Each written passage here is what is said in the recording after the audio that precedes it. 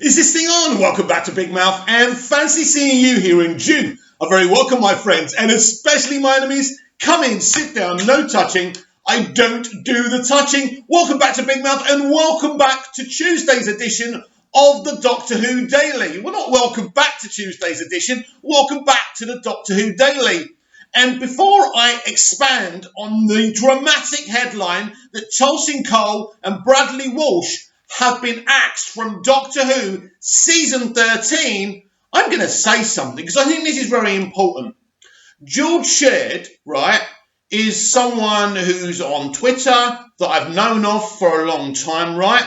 I think last year we got into a few beefs about Doctor Who season 11. And I think he muted me. I can always tell when someone's muted me because when someone's quite responsive and they don't respond anymore, it means they're either ignoring you or they've muted you. I don't mind talking to myself. I mean, I do a YouTube channel where nobody watches it, so I'm kind of used to that, right? I've only discovered today that George is the same guy as Ace Creeper. George Sherd is Ace Creeper. I can't believe that. I've been muted by Ace Creeper. And do you know what the ironic thing is? I love Ace Creeper guy. I love Ace Creeper. I suppose it's like hating Clark Kent and loving Superman. So I love one version of him, but I didn't get on with the other version of him. So I'm actually gutted that he muted me. And if I knew it was Ace Creeper, I would have been a little bit more refrained from the topics we were talking about, or at least I wouldn't maybe been as aggressive in the arguments. But this is a great lesson to us all, isn't it? We are so passionate about our opinions, and as soon as someone's got an opposite opinion, we jump in on them. And then we find out that we've been muted by someone we respect. That's such a shame. But I'm still going to watch Ace Creeper's videos because I think he's absolutely fantastic. Right. The journalist Nicola Methven has done it again with a Doctor Who exclusive. Well, she's not that smart, actually, because Chris Chibnall literally leaks stuff to her. So you're going to hear something about a source. That source is actually Chris Chibnall. Chris Chibnall is very left-leaning politically. The Mirror are very left-leaning politically, and he only uses them for information. So let's read this, and then we can discuss this. Bradley Walsh quits Doctor Who after filming this year's Christmas special. Exclusive, Bradley Walsh will quit Doctor Who along with co-star Tosin Cole after this year's festive special as Jodie Whittaker's Time Lord battles the Daleks. Bradley Walsh has decided to call time on his Doctor Who adventure after 2 years in the TARDIS. The 59-year-old will depart along with co-star Tosin Cole, 27, in this year's festive special as Jodie Whittaker's Time Lord battles the Daleks. Policewoman Yaz, played by Mandik Gill, 32, will remain, and Whittaker, 37, is confirmed for a third season. The festive special has been filmed, but the exit storyline for Bradley and Tosin's characters, Graham and step-grandson Ryan, remained a closely guarded secret. I'm calling it now. Basically, Bradley's character, Graham, will have a relationship with the woman from the Sarah Jane Adventures, who was part of the double finale, right? And they will live happily ever after. And basically, Ryan will decide to not travel with the Doctor because Graham's not going to be around. I don't expect the death. I don't expect it to be emotional. And I don't expect the kind of exit to be that dramatic. Right. A show source said 2 years is a long time in the world of Doctor Who. Yaz will be back, but Christmas will be the last outing for Ryan and Graham. So hang on a minute. 2 years is a long time in the world of Doctor Who for Graham and Ryan, right? But not for Yaz and Jodie Whittaker's Doctor. Ironic. Bradley's set to say goodbye to his Doctor characters, Graham. So, Walsh previously admitted he finds the BBC Sci-Fi hits long filming schedule grueling. He said ahead of last series, "We have great fun doing it, but you must sleep and look after yourself because if you don't, you will come unstuck." Listen, he hasn't quit. It's been decided by Chris Chibnall it's time for Graham to leave. And we'll talk about that in a minute. Right. This is 10 months of ramming speed. That's what it is. I'm in my 60th year. It's tough. It's hard. It's relentless. It really is. This ain't an easy gig. But he does do another show called Breaking Dad, which is pretty much as grueling as doing Doctor Who, by the way. So, anyway, good spin, but I ain't buying it. Walsh fronts an ITV travel show with Sam Barney called Breaking Dad and will continue to host popular Quiz the Chase. And he's already working on a new entertainment series for the BBC with Holly Willoughby. How she got on there, I don't know. She's everywhere. I tell you what, she's connected with someone. While their exit plot remains a mystery, the Doctor's companions rarely have happy endings. They will. In recent years, Bill Purmaki died and was converted into a Cyberman, then a water creature. What did I say there?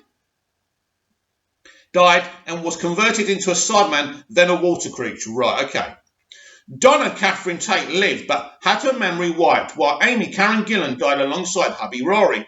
Clara Jenny Coleman suffered a painful death in 2015 episode Face the Raven, and the first companion in the show's reboot era, Rose Tyler, was trapped in a parallel universe. Best place for her, actually.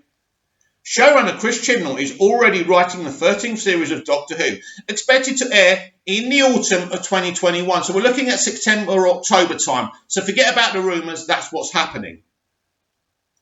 And that is the article. It's a bit of a mismatch article, but as I say, Nicola, I think that it's Nicola, has basically got these things right in the past. When I first read this morning, I was like, oh, and I was seething a bit, but then I thought, Mick, this is pretty obvious, isn't it? This was always going to happen. Basically, Graham and Ryan have been nothing but spectators. I mean, Ryan had a bit more to do than Yaz last year, but this year it's been all about Yaz. So really, you have to look at it and say, well, this was obvious, that Yaz was going to remain. I think this is actually a good thing. If they don't bring in any more companions, I think Yaz and the Doctor travelling together on their own and going back to the basic Doctor Who format could really, really work, right? Because something really powerful happened between them in the finale when she tries to stop the Doctor from going and the Doctor goes, "Get off me, Yaz." And there was a look in their eyes, right? I actually thought they were going to kiss. I literally thought they were going to kiss. And I know the fandom would have gone insane because look at what's happened with the finale. We're split down the middle. The downvotes I've got for my review defending what Chibnall's done with the finale and The Timeless Child, right? I think it's a great idea, by the way. I don't know if I would have done it. I mean, I always did fan fiction, unpublished fan fiction, saying there was multiple kind of versions of the Doctor before Hartnell, but I don't think I would have been brave enough to put it out there because people are just, Anyway, right? So I think this is a good thing. I think if you really get a good dynamic between Yaz and the Doctor, I don't think there's any chemistry between them. I know that Jodie and Mandip are really good friends and they have a good laugh. I get that, right? And they're really close, and that's brilliant. That's brilliant for them.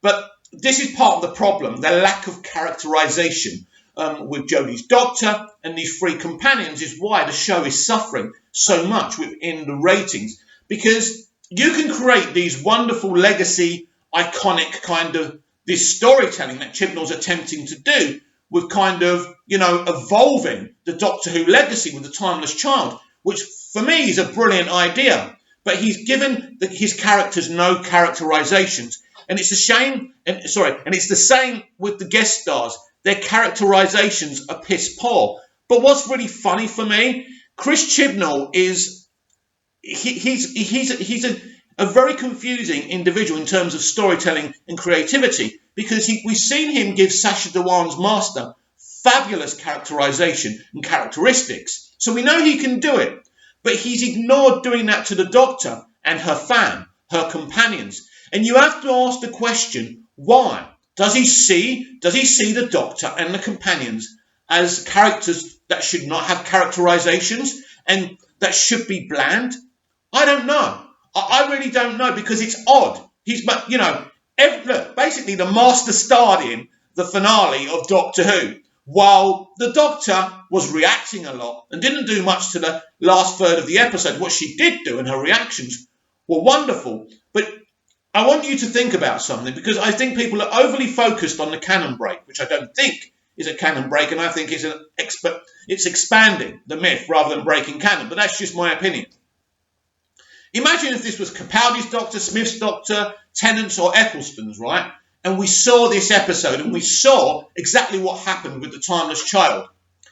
There would have been fun, there would have been adventure, it would have been compelling and heartbreaking, but we would have had doctors with personalities and fabulous characterizations. But this is what this era of Doctor Who lacks. You can do what you want with legacy and characters and changing canon, even though I don't think the canon's really been changed, it's just been expanded upon, but without giving the Doctor personality, a characterization, characteristics. The thing simply doesn't work, because from day one, when this show was created in 1963 and launched, the Doctor has been the life and soul of the party, whether it's Hartnell's gruffness, right, and intimidating Barbara and Ian when they first discover the TARDIS, which is a wonderful sequence in the very first episode, right, to Troughton's, Troughton was amazing. Pertwee had his thing. Baker was the life and soul. Davison was interesting. Colin Baker was just odd. Sylvester McCoy, again, the life and soul of the party. And all the other actors who have played the Doctor. But Chibnall has this weird idea about the Doctor, that the Doctor has to be bland. And Jodie's version of the Doctor is bland, not because of Jodie Whittaker, but because of the way she's directed and written. She was never given a chance. So this is something they have to do. It's like when she's imprisoned by the Jadoon at the end of the finale, and she's doing the whole what. And we all know that's kind of echoing what Tennant did a lot. Give her her own characteristics. Don't steal Tennant. I know they're basically playing the same character, so it's cool if they have kind of the same characteristics now and again. But saying what isn't a characteristic. It's an Easter egg. But this Doctor needs more than Easter eggs. This Doctor, from the very beginning, needed to have her own personality, characterizations, and characteristics. And he never put in the groundwork to do that. And that's the problem with this Doctor. People have been focusing on her gender. People have been focusing about what's happened with the canon in this finale and this season. It is nothing to do with it. And by going on about that, you are taking your eye off the ball. And you're letting Chris Chibnall off the hook for a mistake that he's made with the character. Forget the canon. The canon's awesome. What he's done is awesome. That finale is awesome. And if we're going down this road with the Timeless Child, the Doctor now being from another universe, not knowing where the planet's from. And also we have to ask the question, if the Doctor's from another universe, we don't know what planet she's from, do we? That's what I'm trying to say, and it didn't come out very well. But also, now that Gallifrey's been destroyed, is there even a need for Gallifrey anymore if the Doctor isn't there? Now, Gallifrey is like Smallville to Clark Kent, right? He doesn't come from Smallville. It's a bit like Krypton to Clark Kent as well. He's from Krypton, but he's never spent a day on it. Difference for the Doctor is that she had spent many of her lives on Gallifrey, and Gallifrey will always be home. She doesn't know her, and her other home is Earth. So it's very similar to the Superman thing, right? So how important now in this legacy that Chris Chibnall is writing, how important is Gallifrey? Has it become pointless? I suppose in a way, yes, there's other information to find out, because we still don't know how old the Doctor was when Tecteun found her, right? Again, the fandom is making too many assumptions. Oh, that's the first Doctor. Or what's her name? The Ruth Doctor. Oh, that's the first Doctor, and she just grew up No. She ain't the first Doctor.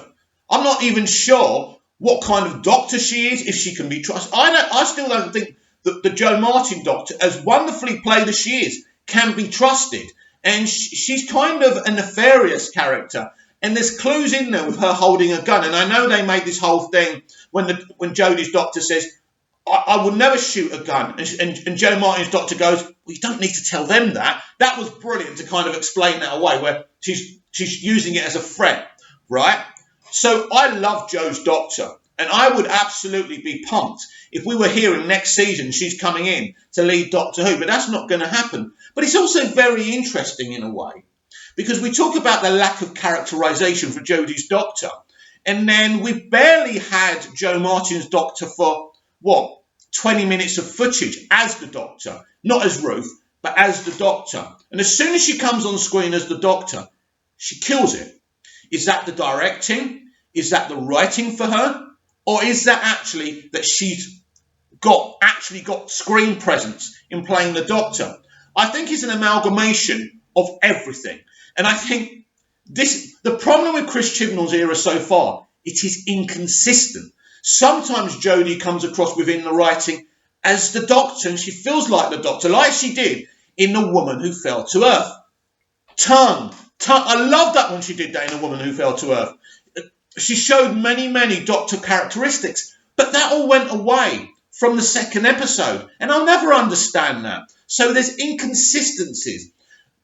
I don't feel that Chris really knows who this Doctor is. Someone just said to me on Twitter, because we were talking to Starry-Eyed Girl, who's obviously very kind of fandom menace in her thought process, not happy about the timeline change. But the thing is with me, I talk to everyone. Just because you don't agree with what I have to say, just because you're a member of the fandom menace, it doesn't mean I won't interact with you. Starry-Eyed Girl is a really great person. She's got, she's a big Doctor Who fan, and she's not an arguer. She's a debater, and I like that. There's a lot of people in the fandom menace who just want to attack. And this is the problem with this fandom. We're all on the attack. We can't just have a debate. So I think what Starry-Eyed Girl has to say is very, very interesting. And that's why I follow her on Twitter. But I think this is the problem. There's a lack of cohesion. There's a lack of... it's just not very... I forgot the word now. It's not on a... What I've noticed since Russell T Davies has left, right, is I remember when a season finished of Doctor Who, right, and we had the Christmas special, you'd have the whole trailer after the episode for the new season. There was no having to wait until they post it on YouTube a few months later. So you'd have the Christmas special, and then the season would return in April. So you had a gap of basically February. You had a couple of months off, right? And then Doctor Who was back. Then it'll go off 3 months later. Then we'll have the Christmas special. That's the word I forgot. Consistency. Russell T Davies' Doctor Who had consistency. Now, Stephen Moffat's Doctor Who, in places, was very good, but it didn't have consistency in terms of when it was going to be screened. I remember when he said, we've decided to put it on when the night's drawing early, because Doctor Who's scary, and it's better because the ratings were falling. The ratings have been falling gradually since Russell left, because Russell knew how to run this iconic beast. Doctor Who was a little show, right? And Russell T Davies took it. Luckily, he had a budget and he had the imagination. He knew how Doctor Who needed to be in the modern world. So, as he always said, the TARDIS isn't going to be a Portaloo. It's going to be the TARDIS. It's going to be a phone box. It's still stuck, right, in that disguise, right? So Russell, it was still Doctor Who, but he injected it with emotion, and he brought it kicking and screaming into the 21st century. There was consistency. And since he's left, and this is why I'll never understand why Russell didn't stay within a Godfather role to kind of basically be there to advise and to construct and decide who the showrunner is, right? And if there's any other problems, people can consult with him, which means he's not actually having to work on Doctor Who 24/7, and he can work on his other projects. But instead of that, he left. Moffat came in. Moffat's left. And so there's no consistency there. And this is one of the big problems. This is why Doctor Who has been shedding ratings ever since Russell left. But in terms of going back to Chris Chibnall again, the problems we've got here, first and foremost, and I'll say it again, it's the lack of consistency. It's the lack of characterizations with this Doctor that he's presented us to. Now, of course, casting a female Doctor split the fandom in two. But if you actually give her a personality and characteristics and you like what you're seeing, there's not an issue. There's not an issue. And everyone who doesn't like the fact that she's a woman is going to be shouting into the stratosphere alone. But no, Chris Chibnall doesn't really get who this doctor is.